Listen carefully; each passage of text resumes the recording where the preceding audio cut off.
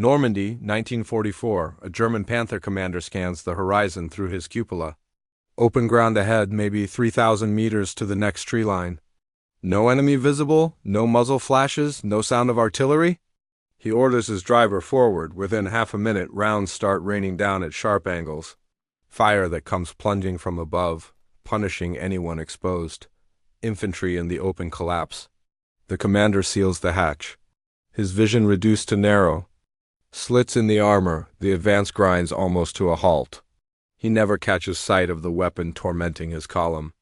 It sits 2 miles beyond the British front, operated by soldiers who cannot see their target either. This was the Vickers .303 medium machine gun, employed by the British in methods that baffled every other military force. Machine guns were standard equipment for all nations. During World War II, the Germans relied on their MG-42, a weapon firing so rapidly it resembled the sound of ripping fabric. The Americans trusted their Browning, solid and dependable. Yet none matched the British approach of systematic battalion-level deployment using artillery calculation methods. The British created the mathematics, established the training programs, and formulated the tactical doctrine to deliver continuous automatic fire against positions 4,500 yards distant. Positions their gunners never laid eyes on. Applying concepts taken from artillery crews instead of infantry marksmen, the tactical challenge was straightforward. Infantry crossing exposed terrain died quickly. Tanks with opened hatches became targets. Officers needing battlefield awareness became vulnerable the instant they showed themselves. Conventional machine guns could pin down an enemy position, but that enemy immediately knew the source location. They could shoot back, they could request mortar support, they could flank the position. Every burst announced the gun's location. But imagine fire materializing without any warning. Imagine bullets descending from seemingly empty air onto soldiers who felt protected from observation. Imagine tank commanders discovering that no open space offered safety, that even 2 miles from any visible opponent, danger remained constant. The British achieved this through the Vickers, a weapon appearing outdated by 1939 standards. Water-cooled, when others had shifted to air cooling. Belt-fed when box magazines provided quicker reloading. Heavy, demanding a 40-pound tripod when trends favored lightweight bipods for rapid movement. The gun alone weighed 30 pounds empty, 40 with the cooling jacket filled. Combined with tripod and ammunition, a Vickers team hauled over 90 pounds. Before firing their first shot, German military analysts examined this equipment and concluded it represented obsolete technology. Their assessment proved catastrophically wrong. The Vickers fired Britain's standard .303 cartridge at rates between 450 and 600 rounds per minute, with muzzle velocity reaching 2,440 feet per second. These specifications equaled or lagged behind German and American counterparts. The crucial difference emerged after those initial 600 rounds. Air-cooled weapons suffered from overheating.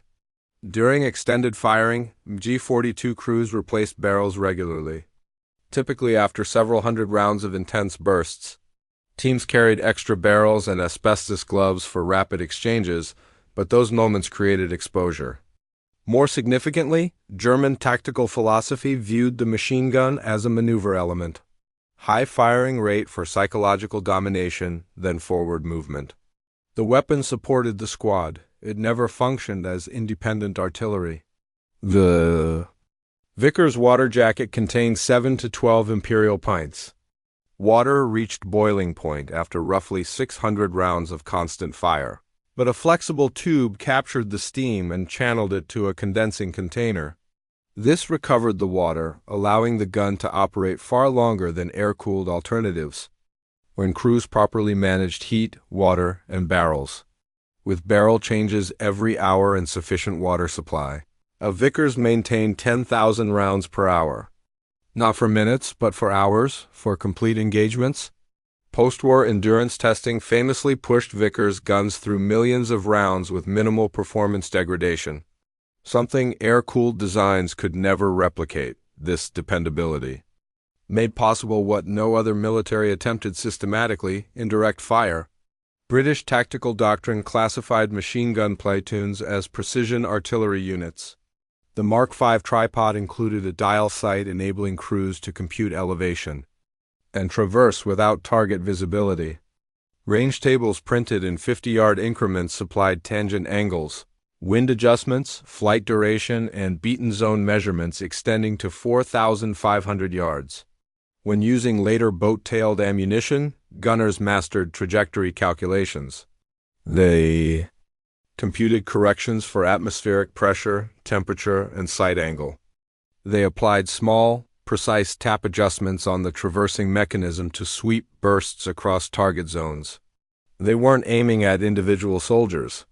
They were targeting map coordinates, the beaten zone, that elliptical impact pattern where a burst hits Earth, transformed with distance. Short-range fire created narrow, stretched patterns because projectiles followed flat paths. Medium-range fire produced shorter, broader patterns as descent angle increased. Beyond 2,000 yards, the pattern elongated again as muzzle velocity variations dispersed rounds across greater areas. Successful indirect fire demanded at least 4 guns with overlapping beaten zones, guaranteeing continuous target area coverage. British forces structured their Vickers guns into specialized machine gun battalions at division level instead of assigning them to infantry companies. The Middlesex Regiment, Manchester Regiment, Cheshire Regiment, and Royal Northumberland Fusiliers all converted battalions to this function between 1936 and 1937. Each battalion deployed between 36 and 48 Vickers guns, arranged into companies of 12, frequently with attached heavy mortar. In later war organizations, this centralization meant machine gun fire received planning at brigade level, synchronized with artillery schedules, and executed as integrated fire operations. Rather than reactive suppression, the guns traveled in universal carriers providing mobility to reach firing positions rapidly, then delivered sustained indirect bombardments lasting hours. Imperial War Museum documentation confirms Vickers teams participating in every significant British campaign. The King's Own Regiment at Tobruk in November 1941, the 2nd New Zealand Division at Monte Cassino employing rangefinders for indirect fire against German positions in the Monastery Heights. The 2nd Cheshire Regiment supporting 50th Division. At Overlord in June 1944, 1st Commando Brigade at the Rhine Crossing in March 1945. By 1945, British forces had perfected combined arms tactics to crushing effectiveness. Operation Veritable in February 1945, the advance to the Rhine employed what planners designated the pepperpot method.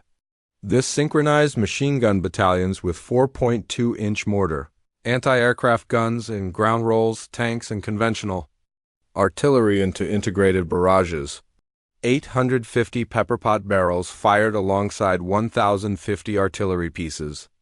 The Vickers delivered sustained intermediate fire, bridging the gap between mortar shells and artillery rounds, with uninterrupted streams of plunging bullets that prevented movement across entire sectors. The most comprehensive combat documentation comes from Rex Kinclark's diary forward from Kohima, recording the 2nd Battalion Manchester Regiment in Burma. The battalion functioned as the divisional machine gun battalion for 2nd British Division during the critical engagements at Kohima and Impol between April and June 1944. Kinclark received orders to compile reports of Vickers' effectiveness from the division's infantry regiments, generating primary source material showing how the weapon actually performed against Japanese positions. At outpost snipe during Alamein in October 1942. Vickers guns of the 2nd Battalion Rifle Brigade engaged German tank crews escaping destroyed vehicles. According to regimental records, the guns cut down tankers as they fled desperately for cover across exposed ground. The operators manning those guns maintained visual contact with their targets, but identical weapons positioned further back. And firing on calculated bearings could have produced similar outcomes against crews who believed themselves secure. German doctrine never developed equivalent capability despite possessing the theoretical means. The MG-34 and MG-42 mounted on the Lafette 42 tripod with the MGZ 34/40th telescopic sight could deliver fire to 3,500 meters. The unique Tiefenfeuer automat mechanism even automated beaten zone sweeping. But German doctrine concentrated on direct fire support for maneuver, not planned sustained indirect bombardments. They constructed their tactics around the machine gun as squad weapon, not divisional artillery. Every German infantry squad carried one MG, giving German formations higher automatic firepower at close range, but no capacity for the sustained long-range barrages that British doctrine required. The American M1917 water-cooled Browning offered comparable sustained fire capability. In trials, one M1917 fired 21,000 rounds in a 48-minute continuous burst. American heavy weapons companies did practice indirect fire, but the lighter air-cooled 1919-04, which became standard, lacked a quick-change barrel, so sustained rates needed conservative management. American doctrine shifted toward fire volume and mobility rather than sustained precision, where British battalions concentrated their Vickers for coordinated divisional shoots. American units dispersed their machine guns for direct support, trading the artillery effect for immediate responsiveness. The Vickers remained in British frontline service until the Radfan campaign in Aden during the early 1960s, finally retiring in 1968 after more than half a century of continuous deployment.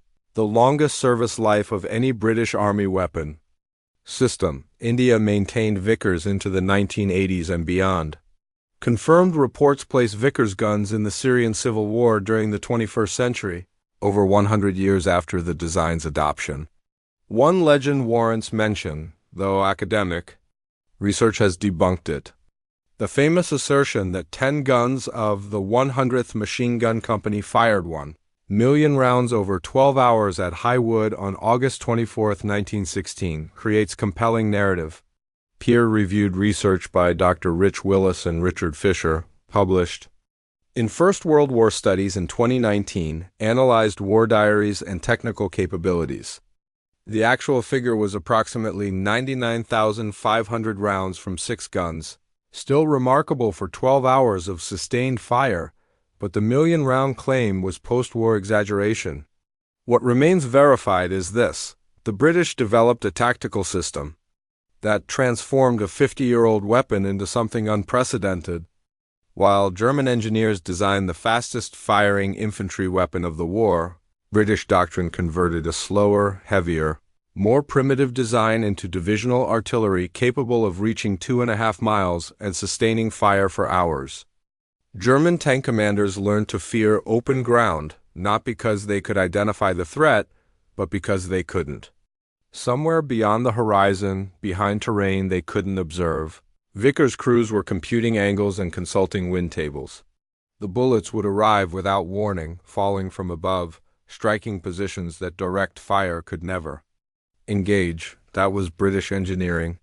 Not merely constructing a superior weapon, but developing a superior method of employment. The Germans built the fastest machine gun. The Americans built the most mobile. The British built a system, a complete tactical doctrine that transformed an Edwardian design into something their adversaries never learned to counter. Other armies could execute indirect fire theoretically. The British built a doctrine and an organization that made it standard practice.